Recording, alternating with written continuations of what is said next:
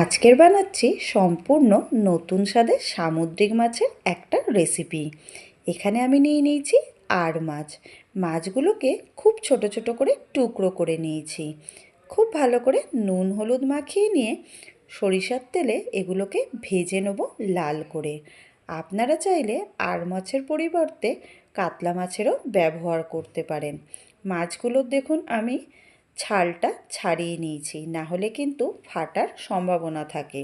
আর অবশ্যই ঢাকা দিয়ে মাছটাকে ভাজবেন। দু পিঠ দেখুন লাল করে ভাজা হয়ে গেছে। এগুলোকে আমি তুলে নিচ্ছি। কড়াইতে এখনও আমার অনেকটাই তেল আছে, সেই তেলে বাকি মাছগুলোকেও ভেজে নিচ্ছি একইভাবে লাল করে। সব মাছ ভাজা হয়ে যাওয়ার পরেও কড়াইতে দেখুন অনেকটাই তেল আছে, সেই তেলের মধ্যেই দিয়ে দিলাম পেঁয়াজ কুচি। এখানে আমি বড় সাইজের একটা পেঁয়াজকে কুচিয়ে নিয়েছি। লাল করে ভেজে নিয়ে তার মধ্যে দিয়ে দিলাম 5 থেকে 6 কোয়া রসুন। এটাকেও ভেজে নিলাম পেঁয়াজের সাথে। টমেটো দিয়ে দিলাম মিডিয়াম সাইজে ছোট ছোট টুকরো করে। পরিমাণ মতন লবণ, আদা রসুনের পেস্ট, আর মশলায় ব্যবহার করছি হলুদের গুঁড়ো, ঝাল লঙ্কার গুঁড়ো, ধনে গুঁড়ো আর জিরে গুঁড়ো। ব্যাস, এবারে খুব ভালো করে মশলাটাকে কষিয়ে নেব যতক্ষণ না পর্যন্ত মশলা থেকে তেল ছেড়ে আসছে। এখানে দেখুন মশলাটা খুব ভালো করে কষানো হয়ে গেছে, ওপর থেকে একদম তেল ভেসে উঠেছে। মশলার মধ্যে দিয়ে দিলাম ভেজে রাখা মাছগুলোকে।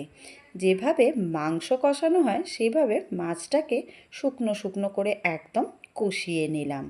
ব্যাস, মাছ কষানো একদম হয়ে গেছে। গ্রেভি তৈরি করার জন্য দিয়ে দিলাম উষ্ণ গরম জল 1 কাপ। খুব ভালো করে মিশিয়ে নিয়ে মিডিয়াম ফ্লেমে ঢাকা দিয়ে 5 মিনিট ভালো করে ফুটিয়ে নেব। এখানে দেখুন 5 মিনিট বাদে ঢাকনা খুলে দেখিয়ে দিচ্ছি কত সুন্দর রঙটা এসেছে। ভালো করে নাড়াচাড়া করে দিলাম। ব্যাস, ওপরে একদম তেল ভেসে উঠেছে। এবারে দিয়ে দিচ্ছি বড় বড় টুকরো করে কেটে নেওয়া পেঁয়াজ আর চিড়ে রাখা কাঁচা লঙ্কা। গ্রেভির মধ্যে দিয়ে খুব ভালো করে মিশিয়ে নিচ্ছি। আবারও মিডিয়াম ফ্লেমে 5 মিনিট ভালো করে ফুটিয়ে নিলাম। এখানে দেখুন কি সুন্দর মাছটা একদম মাখা মাখা হয়ে গেছে।